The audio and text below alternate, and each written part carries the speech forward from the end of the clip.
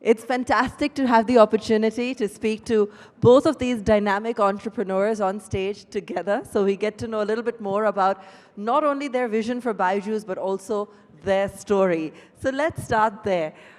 When did it all begin? And Byju's, what's the journey in taking this company and your vision from stadiums to smartphones? Because that's where it all began, isn't it, in stadiums? I'll keep it short, but just to dramatize the story, I'll tell that I come from a small village, which is a fact.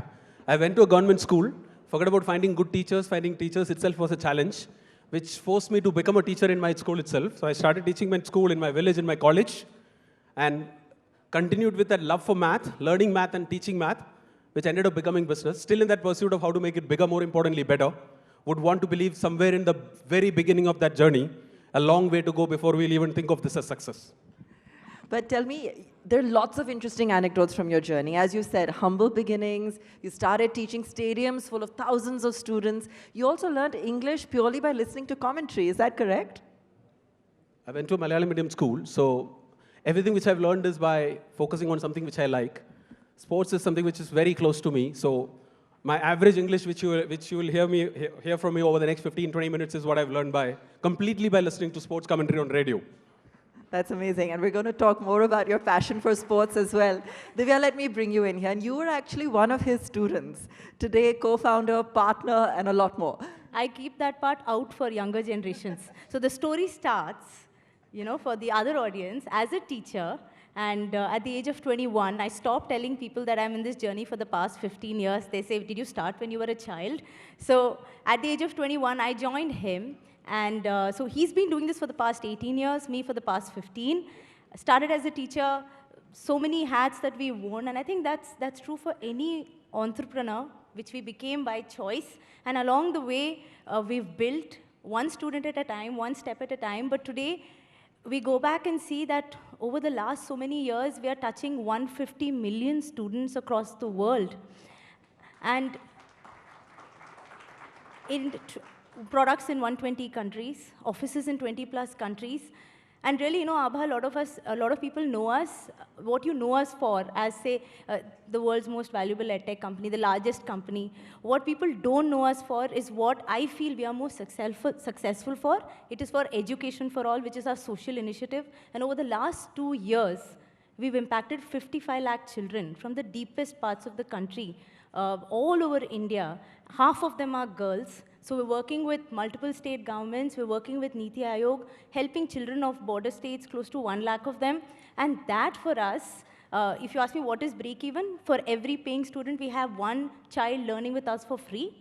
That for us is a mission. Because education, after all, has the benefit of a double bottom line of doing well and doing good.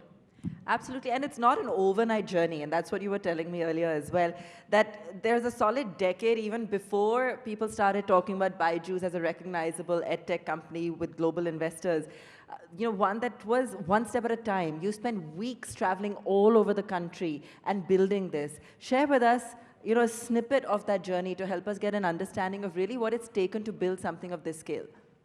Yeah, that's also because media started reporting only the fundraising part of it, which we started only in 2015. Not many people know that I started teaching formally like in 2003, 2004. So 11 years of, I used to go to 9 cities every week. Monday to Friday, 5 cities. And Saturday morning I used to do Bangalore, evening I used to do Chennai. Sunday morning I used to do Bombay, Sunday evening I used to do Pune. Did that non-stop for there was a time where I did this for 4 years without a single day break. Not many people know this. What I'm trying to tell here is there is no overnight success. It's in one sentence, there is no substitute for hard work. Hard work works. So I'm going to just interweave the personal story here, but we'll keep talking about the business growth as well. But how did this happen? How did the romance happen? Did you propose? Next question. I can tell you that. I always used to teach in auditoriums like this or stadiums which are bigger than this.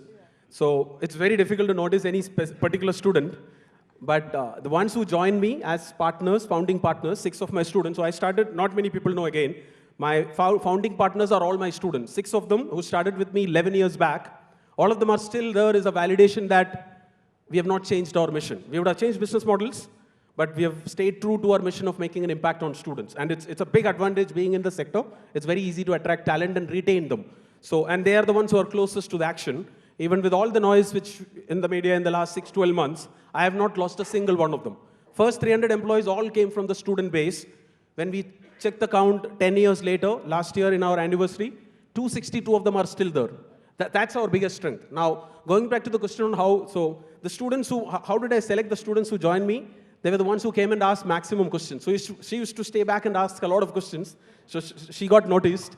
And then I don't know when it changed us and we became life partners, but that was more organic. Question. We don't know what came first, but it's worked out very well. So, there is this whole notion that opposites attract. I say that's a real life phenomenon, not a real life situation. Here, it really helps to have like-minded people on your side, life, work, otherwise.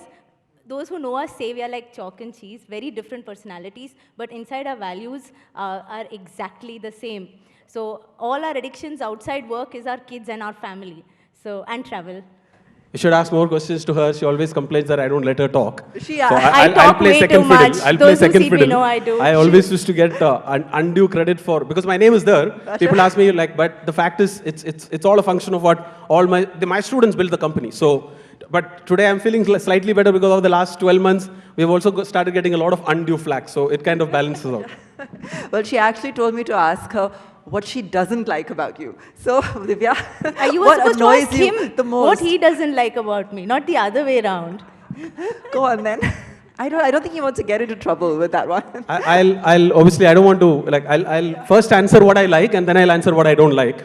So though you didn't ask, but what I like is the fact that all of them have really stepped up over the last 10 years, including her. So that ability to learn, because we are all self-learners. We've built the product completely based on the assumption that students learn the best when they learn on their own. How do we enable them to start learning on their own, where teachers start playing the role of a mentor or someone who will do mentoring, monitoring, and motivating? So that's that strong belief in self-learning, and that's how we've learned how to build a business which is all based on first principles. There is no playbook for success. So she's also a fast learner, really stepped up and played multiple roles. And not just, I am not biased towards, it's very similar with all other founding partners. But what I don't like is the fact that she doesn't like the last minute changes. Okay. And very rigid about last minute changes, which is part of the game. And that's exactly what she will tell that she doesn't like about me. Okay, I'm going to give you your turn, Divya, but I'm also going to, keep on jumping in here since we have limited time.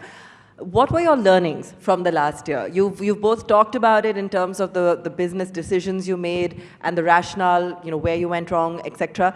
But what were your learnings if we have to come away from it today? So, we are pioneers in edtech. We are not pioneers in perfection.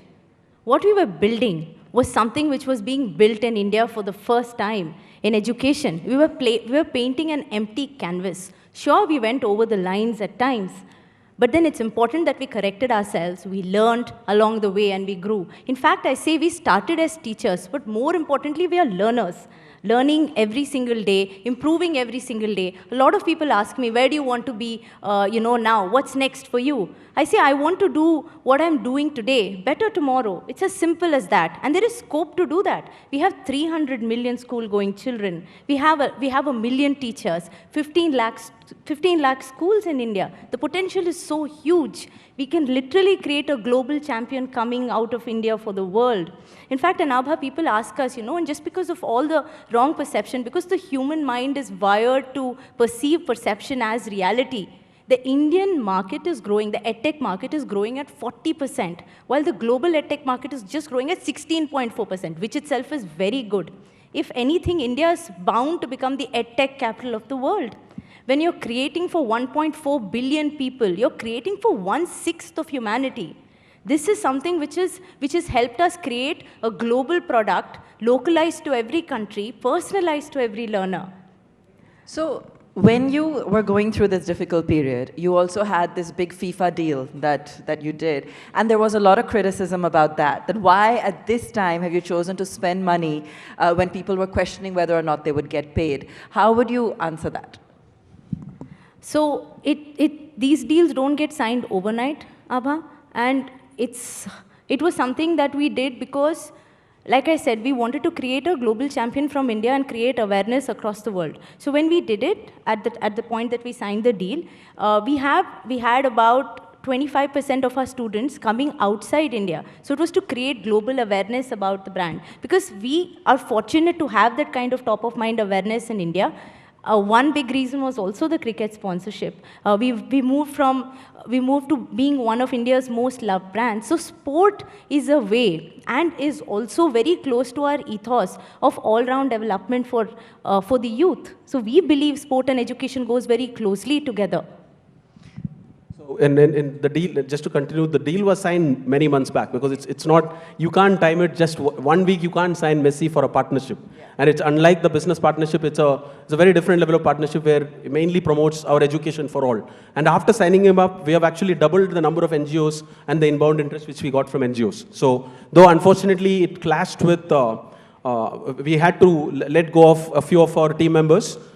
Everyone talks about the 2,500 people whom we had to lay off during those 3 months, but no one talks about the 25,000 we hired during the last 12 months. In February of this month, we have hired 2,000 new people. We are the largest startup employer in the country by a margin. Across our companies, we have 55,000 people working for us. 55,000, that's a huge responsibility. Though, again, I'm not justifying, because we had to optimize, because when we acquired 6 companies, there are a lot of duplicity and redundancy which came because of, we didn't optimize during an environment where everyone was looking at growth, but when the world changed and everyone is looking at efficient growth, we had to do it. So, but as unfortunate as it can be, so. Okay. There's a story about how you stalked Messi in an elevator. Do you want to tell us about that? Way before you signed him on for Byju's, apparently you saw him at some event and actually went up and down in the elevator all day until you met him. Is that true? That's almost 10 years back when they came to Kolkata. That's true. It's I normally say, I'll use that as an example on how we don't take no for an answer. There was no way I was able to meet 10 years back when we were just starting the company. So when Argentina came to Kolkata, so I stayed in the same hotel, went up and down for 2 days, and finally caught him on the elevator. And then when I recently met him during the sponsorship deal, I just mentioned to him, he was like literally taken aback.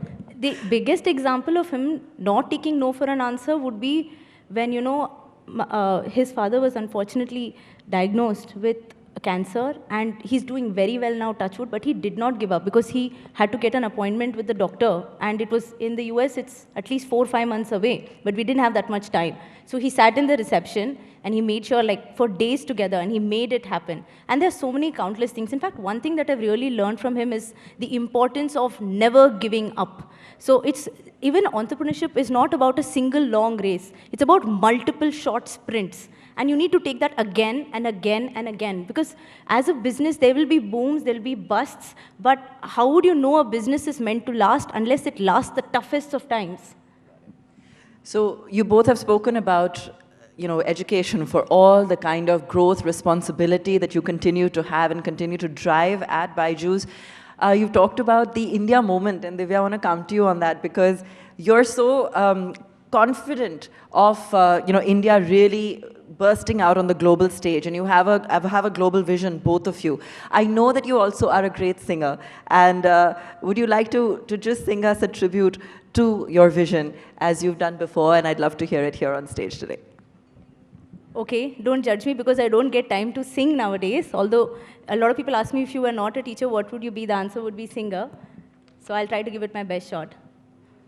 ऐ मेरे वतन के लोगों ज़रा आँख में भर लो पानी जो शहीद हुए हैं उनकी ज़रा याद करो कुर्बानी तुम भूल न जाओ उनको इसलिए सुनो ये कहानी जो शहीद हुए हैं उनकी ज़रा याद करो कुर्बानी.